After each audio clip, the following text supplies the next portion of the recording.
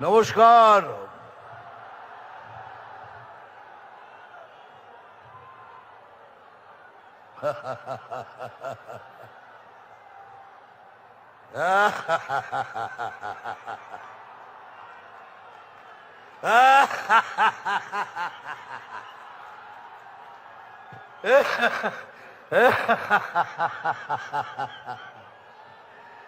আপনারা ভাবছেন দাদা একটা কিছু বললো না, হাসছে কেন?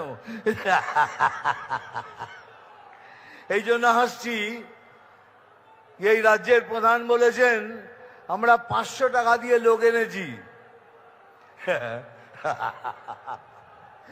500 টাকা দিয়ে এত লোক, বাপরে বাপ। তাহলে ভাবুন আপনি 1500 টাকা দিয়ে কত লোক আনেন। আমরা 500 টাকা দিয়ে লোক আনি, আপনার 1500 টাকায় লোক জমে না। এই জন্য এই ভাতা ওই শ্রী এইসব দিয়ে লোককে টুপি পরিয়ে এখানে নিয়ে আসেন। এই জন্য আসছি। আরো আসছি আরেকটা কারণে। উনি বলেছেন কি আমাদের গলায় দড়ি দিয়ে মরতে। আমি বললাম ঠিক আছে আমরা মরবো, আমরা গলায় দড়ি দিয়ে মরবো, কিন্তু আপনি কথা দিন আপনি রেল লাইনের মাথা দিয়ে দেবেন। আপনারা সবাই রেল লাইনে মাথা দেবেন, আমরা গলায় দড়ি লাগিয়ে ঝুলে পড়ব। এই জন্য আসছিলাম। আর জন্য আসছিলাম, এই ধর্ণা দিয়েছেন কিসের জন্য পড়ে জানলাম। একটা লোকের 389টা ছেলে মেয়ে, একজনের 389টা ছেলে মেয়ে, আর একজনের 310টা। উনি ধর্ণা দিয়েছেন তুই 400 করিসনি কেন? আমি এসআইআর নিয়ে লড়ছি, 389 থেকে 400 করিসনি কেন? কেন সুপ্রিম কোর্ট বলেছে এটা অসম্ভব, বৈজ্ঞানিকভাবে অসম্ভব। ইনি 389 জনের বাবা। তা আমি সেই বাবার সাথে দেখা করতে চাই, আমি ওনার পায়ে হাত দিতে চাই কি দাদা আপনি কি খান, আপনি একটু দয়া করে বলুন আপনি কি খান। একজনের 310টা ছেলে মেয়ে, আমি তার পায়ে হাত দিয়ে বলতে যাই দাদা আপনি কি খান। ওই তাদের জন্য উনি লড়ছেন, এটা ভাববেন না আপনাদের জন্য লড়ছে। ও 310 কেন 325 হয়নি, ওই জন্য লড়ছেন। সুপ্রিম কোর্ট বলেছে এটা অসম্ভব, বৈজ্ঞানিকভাবে এটা সম্ভব নয়। তাহলে 389টা যার ছেলে মেয়ে, একটা মৌজাতে তো 600 সিট থাকে, 600 ভোটার, ওই একজনই আমাদের হারিয়ে দেবে। ওই একজন 389টা ভোট দিয়ে আমরা হেরে যাব।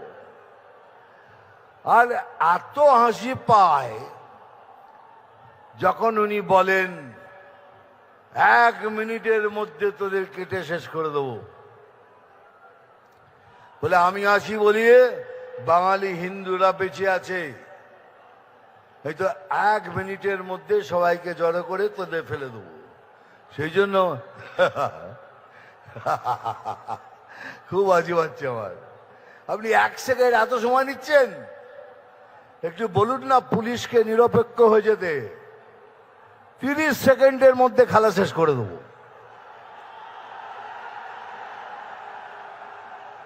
30 सेकंड, आधा मिनट में गेम खत्म कर देगा। एक बार आओ ना, आमने सामने आओ, देखो बीजेपी में क्या ताकत है, देख लो। खाली पुलिस को बोलो तुम निरपेक्ष हो जाओ। আমি কথা দিচ্ছি আমার সমস্ত আদিবাসী আমার ভাই বোনদের, আমরা যদি আসি আপনাদের সব কষ্ট দূর হবে। পড়াশোনার জন্য একটা টিচার নেই, আসবে। যত কষ্ট পেয়েছেন আমরা সব দূর করব। এ আমি গ্যারান্টি দিয়ে বলছি। যে আলু চাষি কষ্ট পাচ্ছেন, কথা দিচ্ছি এখানে, যেদিন আমরা সরকারে আসব প্রথম কাজ আপনাদের জন্য করব, আলু চাষিদের জন্য করব।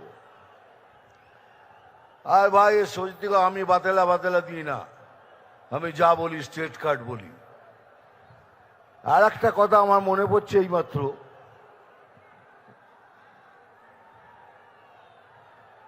মানে যত ধরনের মিথ্যে কথা উনি বলেন, আমি বলি কি উনি 10 জন পলিটিশিয়ানের মধ্যে ভারতবর্ষের উনি একজন। সবাই আমার উপর রেগে যেত, কি করছো দাদা, উনি একটা ফেইল্ড পলিটিশিয়ান, উনি একটা বাজে পলিটিশিয়ান, আপনি ওকে 10 জনের মধ্যে একজন বলছেন। তার কারণ আছে রে, কেন বলছি। উনি জানেন একটা সমাজের মেরুদণ্ড ভাঙতে কি লাগে।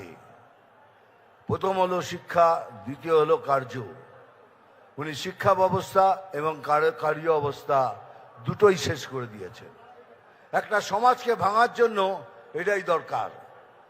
সেই জন্যই আমি বলেছিলাম 10 জনের মধ্যে একজনে উনি। দুনিয়াতে অনেক ধরনের চিফ মিনিস্টার দেখেছি, এই রকম চিফ মিনিস্টার দেখিনি যিনি কথায় কথায় মিথ্যে কথা বলেন। এত মিথ্যে বলেছেন যার মিথ্যে বলার সময় নেই। কারণ আপনাদের সূচনা দিচ্ছি, হাত ভেঙেছে, পা ভেঙেছে, এবার কিন্তু আরো কিছু ভাঙতে পারে, তার জন্য তৈরি থাকবেন। হয়তো চলে গেল আইসিইউতে, আর আইসিইউ থেকে বক্তৃতা দিচ্ছেন,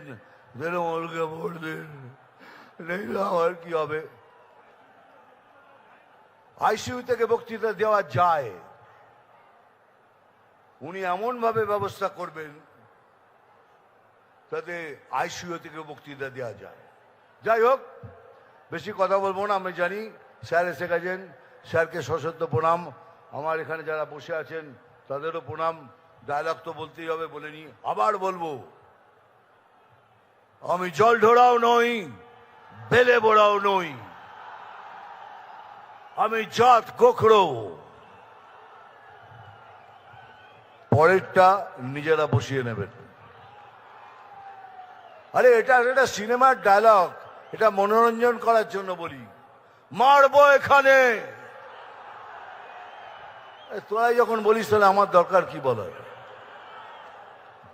নাম তুফান, বছরে 1-2 আসি, যখন আসি তখন প্রলয় ঘটে, আর যখন যাই নিজেকে যারা ভগবান মনে করে তারা তাদের অস্তিত্ব খুঁজে বেড়ায়। থ্যাংক ইউ ভেরি মাচ, ভালো থাকবেন, নমস্কার, জয় হিন্দ, বন্দে মাতরম।